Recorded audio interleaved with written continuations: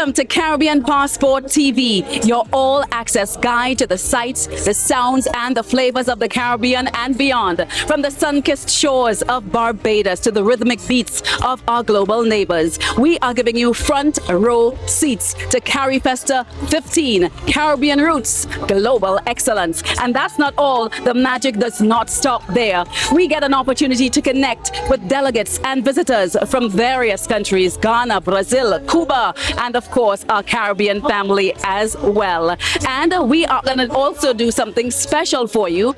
That's right, allow you to pack that curiosity and join us as we get an opportunity to explore, to celebrate, and certainly elevate Caribbean culture, one passport stamp at a time.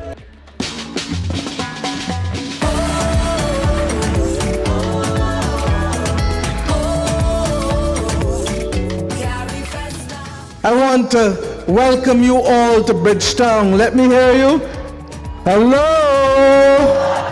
Bridgetown is now communicating to the rest of the region. Hello.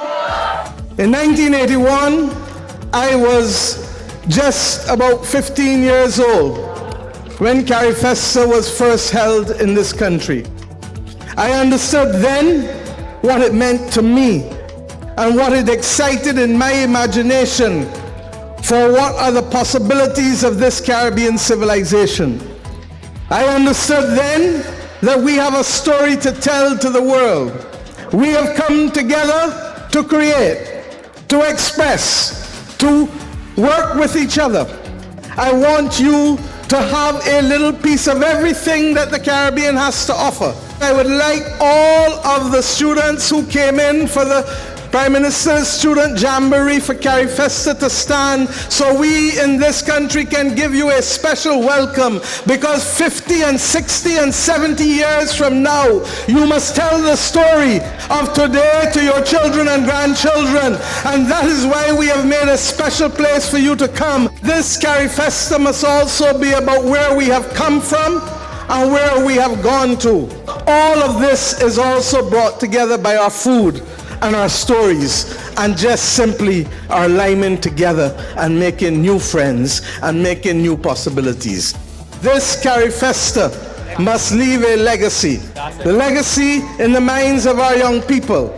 The legacy with respect to the electronic marketplace that Barbados is committed to creating for those of you who are practitioners of Caribbean civilization, because it is not only enough for your stories to go to the rest of the region through broadcasts and social media today, but we want it to last so that the world understands that our contribution to humanizing the world, to seeing people, to hearing people, to feeling people, to recognizing that fairness and social justice must find itself at the core of our world today. The Caribbean represents the best example of it and will continue to be able to promulgate that to the rest of the world. God bless you. God bless Barbados. God bless the Caribbean. God bless our brothers and sisters from Africa and Central and Latin America who have joined us. We are one people, one aim, one destiny. Thank you very much.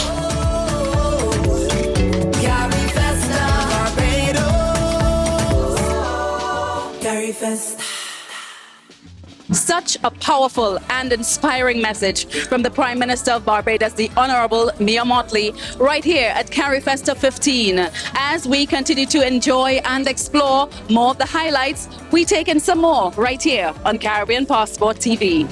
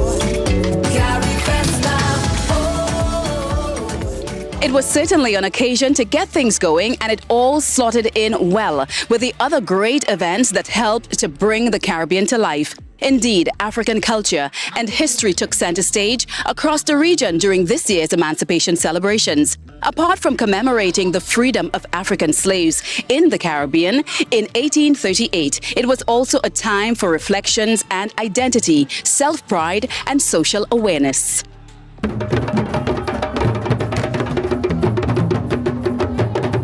The sounds, the visuals, the feel.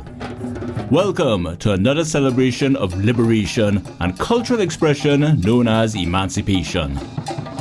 Emancipation is that process of the liberation of the minds, the bodies, the spirits, if you'd want to say, of Africans following the experience of enslavement. We recognize the actual date of emancipation as August 1st, 1838. What do we mean when we say now they are emancipated? You know, these are people who would have been denied their identity, their language, their spirituality, their own worldview, their name. So this process of emancipation meant a journey back to self, meant a journey trying to figure out who am I in this space now that I am no longer an enslaved person. The Emancipation Support Committee of Trinidad and Tobago has been instrumental in emancipation celebrations, along with other activities focused on highlighting Pan-Afro-American Caribbean history, culture, and issues. The Emancipation Support Committee came into existence in 1992. The rationale for it coming into existence was to ensure that August 1st remained the day on which we celebrated emancipation. And why was that an issue? Because we would remember for some time, August 1st was celebrated in Trinidad as Discovery Day in commemoration of the arrival of Christopher Columbus here. The leaders of the organization then, Kafra Kambon and Lijiasu Omowali, and all of the other groups that worked alongside with them, believed that we had to fight to not make this quinticentennial celebration overshadow the fact that August 1st, since 1985, had been declared Emancipation Day. The 2025 Emancipation celebrations in Trinidad and Tobago began in June with cultural displays such as the UA Africa 25 fashion show and continued through the staging of the Emancipation Village at the Queen's Park, Havana. The village is a space where you get entertainment. You know, you have to entertain people to encourage them to come into this space. Every night we would have a different event. And of course, our 200 entrepreneurs. They do fashion, they have cosmetics, they do craft. I mean, it is an amazing experience. I've become quite acquainted with the groups within the context of the work that the Emancipation Support Committee does. It's about creating safe space and creating ecosystems, and this is a very, very, very vital part of the ecosystem as it pertains to our work as cultural activists and advocates. Emancipation Day itself is highlighted by a parade through the streets of downtown Port of Spain, and the importance of this vibrant occasion was not lost on any of its participants. Trinidad and Tobago was the first free nation to declare Emancipation Day a national holiday. We remember that. And we are the free. We are not the enslaved. Trinidad and Tobago is the place to be on Emancipation Day because freedom is dear to us.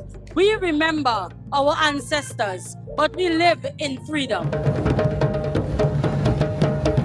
What an amazing event this is. It reaches into your soul and pulls something out of you. We need a lot more of this. People need to understand this part of our history is an important part of our history, and we must never forget. The celebration this year is already bigger than the one last year. There's several hundred more people out on the streets this year. For next year, we just expect bigger and better. The city of Port of Spain is very committed to supporting all of the cultural groups that host festivals and host activities in the city. Amidst varied exhibitions of African culture and pride, there was one shared sentiment of positivity. I hope this period will strengthen us as a people as we seek to repair and bring victory to our spirits as a people.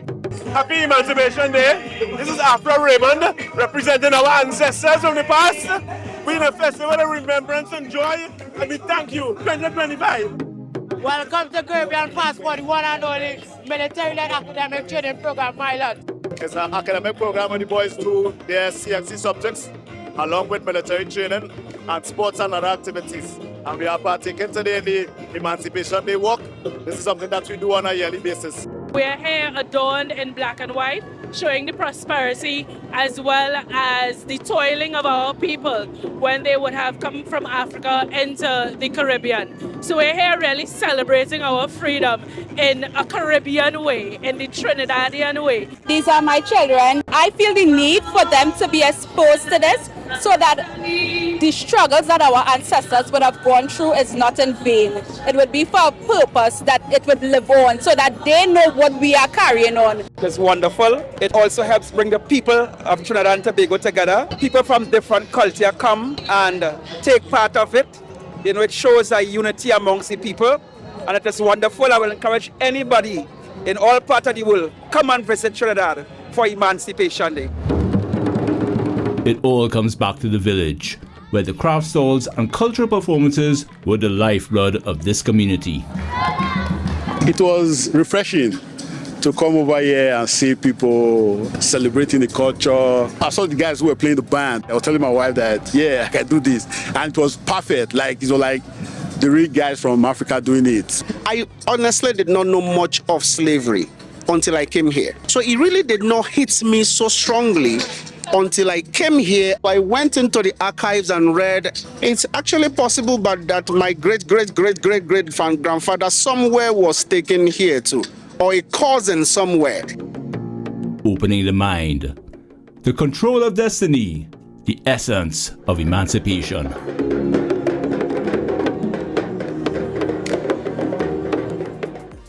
And I can already feel the anticipation brewing for next year's Emancipation celebrations. And it certainly brings me back to right where I'm standing at Carifesta 15. It was definitely time well spent for all those who attended this event and left inspired with a heightened appreciation of Carifesta's artistic talent.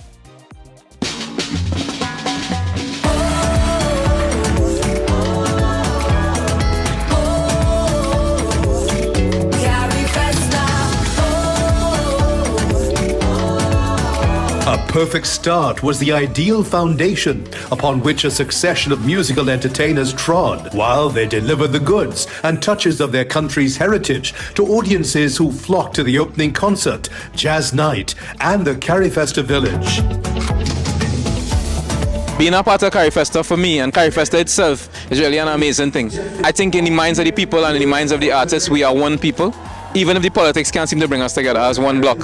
So, in a way, the artists and the people keep the hope alive that one day the Caribbean will be one place. So being here and seeing this as a real manifestation of what could be and what really is in the hearts of the people is always a beautiful thing. I am Mohamed Mwakil of Freetown Collective, and you are watching Caribbean Passport TV. Bang. As an artist, it gives a sense of pride, right, to be a part of Carifesta, which is a festival of the Caribbean, all right, and to represent my country, to be selected in the chosen few, to actually become an ambassador of my country. Like I would have mentioned, it is a sense of pride.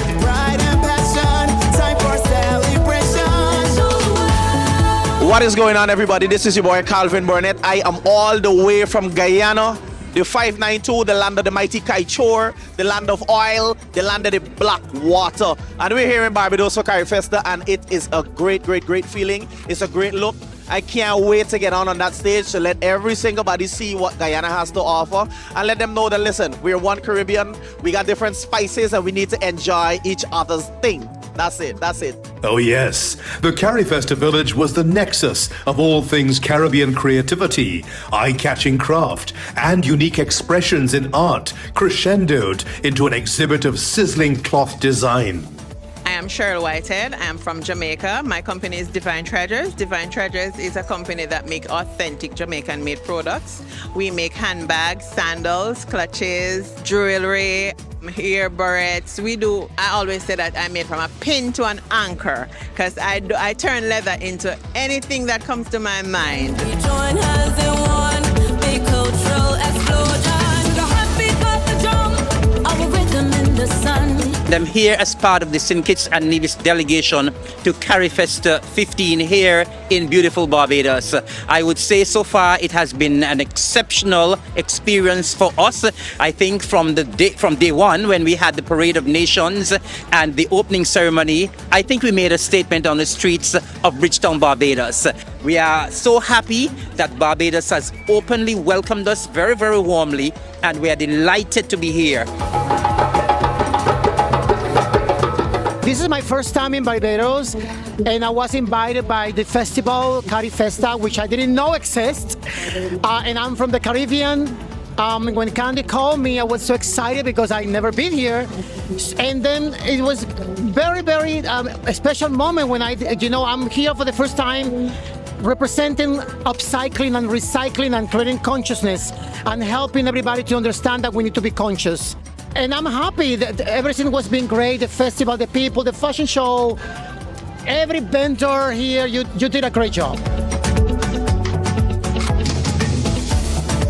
Carifesta 15 also turned out to be an ideal opportunity in several aspects for open discussion on regional affairs during big conversations at Bridgetown's Golden Square, where Prime Minister Mia Mottley of Barbados and Prime Minister Ralph Gonsalves were part of the panel of thought. Tributes to the masters of the game at the Back in Times party at Prime Minister Mottley's residence.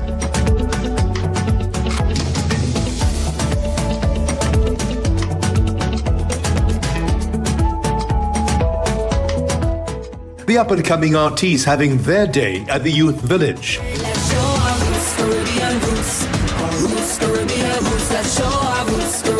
And local playwrights doing what they do best with the staging of Man Overboard and Millie Went to Brazil.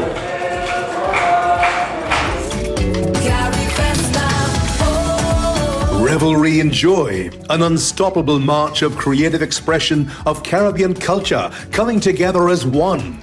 The edge of artistic ideas, experiences totally enjoyed at Carifesta 15 in Barbados. Over 300 years of tradition. A journey from swaying cane fields to ancient stills. The rums produced by Demerara Distillers Limited have a history that began in blazing fire, a cleansing, cane stripped bare, the Caribbean's liquid gold revealed within. It is in this age-old process defined by our ancestors that this legendary spirit is born again. El Dorado, crafted richer, aged deeper.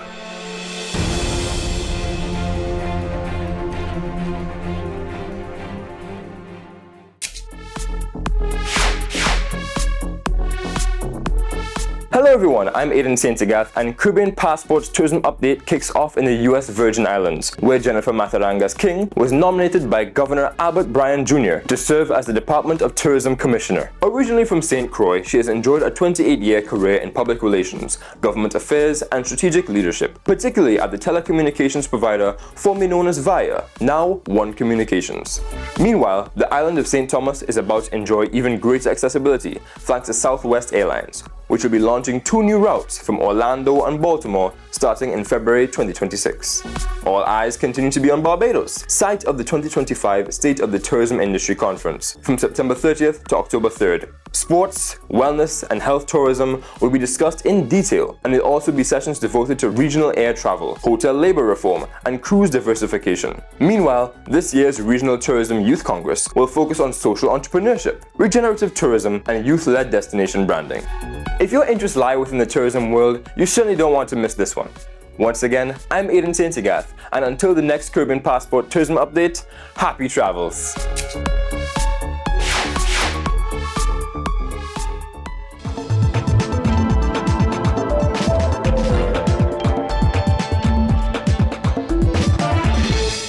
Welcome back. Cuba's contribution to the Caribbean cultural landscape exists on a grand scale. The island's capital, Havana, has been one of the most important cities in the history of the Americas, a major cultural center and a much sought-after travel destination. Come with us as we trek to Cuba to take in the beauty and charms of the exciting metropolis. Havana, the epicenter of Cuba's history and world-famous culture. Developed at different locations between 1514 and 1519, Havana eventually became the principal port within Spain's American Empire, where ships from across the New World would assemble with goods before proceeding to Spain. Thanks to attacks by buccaneers and a year of control by the British at the end of the 7 Years' War, Havana was transformed into the most heavily fortified city in the Americas, as evidenced by the existence of the Castillo del Morro at the entrance to Havana's harbor, where one can get an excellent view of another signature site, the Malecón, the seawall that protects Havana, and all the thrills that lie within. Sites such as the Plaza Vieja are good for both a lesson in Cuba's older history and a sampling of its culture, influenced by its Spanish, African, and Amerindian heritage. Horse-drawn carts meet 1950s era vehicles, still in vogue, as legacies of 20th century happenings pop up everywhere, including at the Plaza de la Revolución and the Capitolio Nacional. A 140-kilometer journey east from Havana will first take one to the Puente de Bacunayagua Bridge, Cuba's longest and highest, which is situated along the Villa Blanca Expressway and which allows one to cross the Valle de Yumurí at the border between Mayabeque and Matanzas provinces. Eventually, one will arrive at the renowned Bayadero Beach, where one can spend the day at one of the world's top-rated seaside locales. At nightfall, it's time to relax and enjoy the pulsating entertainment on offer at various night spots in both Bayadero and back in Havana, topped by the famous Tropicana Club.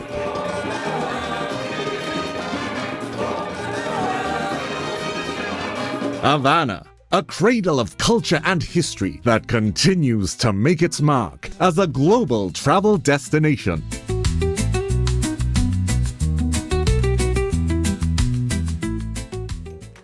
Still taking in the Carifesta vibes, we at Caribbean Passport TV have the pleasure of bringing you this region's culture, destinations, and people every month. Stay tuned for more excitement coming up. At La Mer, you will journey to an oasis of indulgence where one can reawaken to total tranquility. We craft each experience to help you unwind and restore the spirit. Give the gift of a La Mer experience with our spa packages. This gift is valid for 12 months and promises a true luxurious spa experience to help one relax and unwind. From our spa package bundles or a la carte treatments in the sanctuary of the senses, our services from hot stone massages to manicures, pedicures, and customized biologique recharge facials create luxurious restoration for the mind and body. Purchase that gift card for family, friends, and colleagues for a one-of-a-kind spa experience. Visit us today or purchase online. We're open 7 days a week, including holidays. Our front desk team will be happy to assist with your vital luxuries. Caribbean culture, including its music, is inspired by this region's diverse histories, linguistic backgrounds, and societies. Case in point, the unique sounds of the performance group which lit up Carifesta thanks to their gusto and their energy.